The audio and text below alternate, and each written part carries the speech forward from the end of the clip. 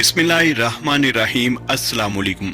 Bharat cold star doctrine मंसूबे के तहत पाकिस्तान के एक खास मुकाम पर पूरी कुव्वत से हमला करके अपनी फौज बख्तरबंद गाड़ियों और जंगी टैंकों को अफगानिस्तान के बॉर्डर तक ले जाना चाहता था, जिसके नतीजे में पाकिस्तान के 2 टुकड़े हो जाते। इस खास मंसूबे के लिए भारत अरबों डॉलर खर्च कर चुका था और अपने फौजी दस्तों को कोल्ड स्टार्ट डॉक्ट्राइन के तहत ट्रेनिंग भी दे चुका था, मगर भारत उस मिशन में कामयाब न हो सका क्योंकि पाकिस्तान की खुफिया एजेंसी ISI को भारत के इस खुफिया मंसूबे का बर वक्त पता चल गया था।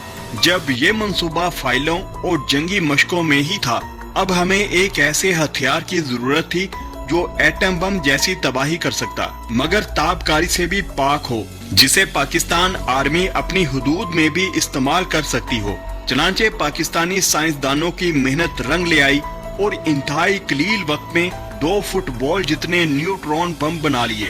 इसकी खास बात यह है कि ये बम जिस जगह फेंका जाता है वो जगह कुछ ही देर में काबिले इस्तेमाल हो जाती है, क्योंकि न्यूट्रॉन बम के फटने से ताबकारी नहीं फैलती, जबकि पाकिस्तान के दूसरे मिसाइल जहां इस्तेमाल किए जाएं वो जगह मुकम्मल तौर पर तबाह हो जाती है और उसके बाद उस जगह से जिंदगी खत्म हो जाती है। यहाँ तक कि जमीन घास उगाना भी छोड़ देती है और आसपास के इलाके भी उससे मुतासिर हो सकते हैं।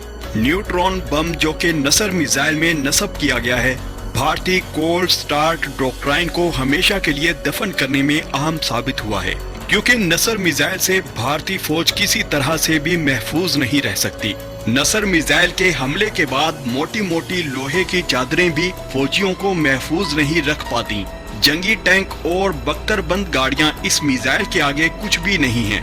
नसर मिसाइल को दुश्मन फौजी दस्ते के तकरीबन 50 मीटर ऊपर फजा में इस्तेमाल किया जाता है। एक न्यूट्रॉन बम फटने से तकरीबन 3 किलोमीटर के एरिया में न्यूट्रॉन बारिश की तरह बरसते हैं और वहां मौजूद हर जिंदा जिस्म की फौरी मौत वाक़ई हो जाती है। यहाँ तक कि न्यूट्रॉन टैंकों, गारों या सीमेंट की मोटी दीवारों में भी घुस जाते हैं, जबकि पाकिस्तान के पास दूसरे मिसाइलों में लगे एटमी हथियारों से बचा जा सकता है और इनसे निकली हुई ताबकारी टैंकों में नहीं घुस सकती। एक नसर मिसाइल फायर करके तकरीबन 3 किलोमीटर के एरिया में तबाही फैलाई जा सकती है, जबकि 4 नसर मिसाइल फायर करके 12 किलोमीटर के एरिया में मौजूद दुश्मन के फौजी दस्तों, फौजी गाड़ियों, टैंकों और दीगर फौजी तंसीबात को सफाए हस्ती से मिटाया जा सकता है। यही वजह है कि भारतीय फौज इंतहाई जदीद हथियार होते हुए भी पाकिस्तान पर हमला नहीं कर पा रही। पाकिस्तान के नए और जदीद तरीन नसर मिसाइल की रेंज तकरीबन 70 किलोमीटर तक है। शुरू में इस मिसाइल की रेंज 60 किलोमीटर तक थी।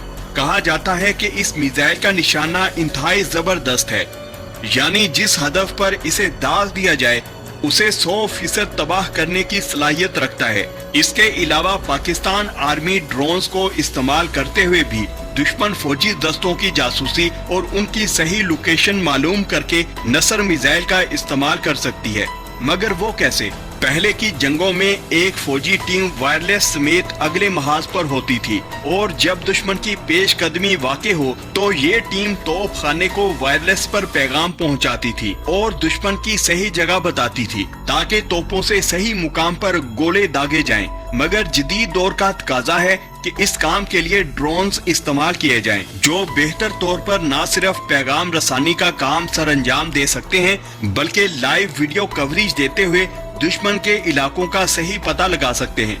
यूं दुश्मन की सही जगह मालूम करने के बाद आप समझ सकते हैं कि नसर मिसाइल तकरीबन 70 किलोमीटर दूर तक कितनी तबाही मचा सकता है। याद रहे, इस रेंज के साथ ऐसे हथियार अमेरिका के पास भी नहीं है। अमेरिका जैसा मुल्क भी इन हथियारों को अपनी आर्टिलरी के जरिए दुश्मन पर फेंकता है, जिसकी रेंज पाकिस्तान के नसर मिसाइल से बहुत कम है।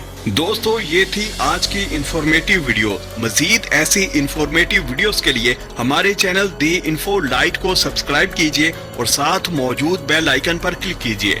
नीज कमेंट सेक्शन में इस वीडियो पर अपना तबसरा जरूर पेश कीजिए। शुक्रिया। अल्लाह हाफिज।